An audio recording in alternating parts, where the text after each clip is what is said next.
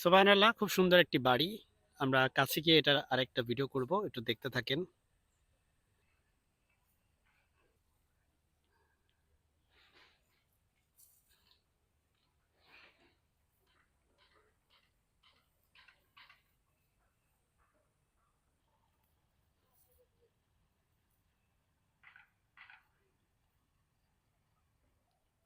আমাদের সিঁড়িটা বাইরের দিকে দেওয়াতে সুন্দর লাগতেছে, কিন্তু কালারটা যদি লাল না দিত, ধরেন কালো বা নীল বা অন্য কোনো colour, like cream colour, off white colour, তাহলে হয়তো একটু বেটার লাগতো।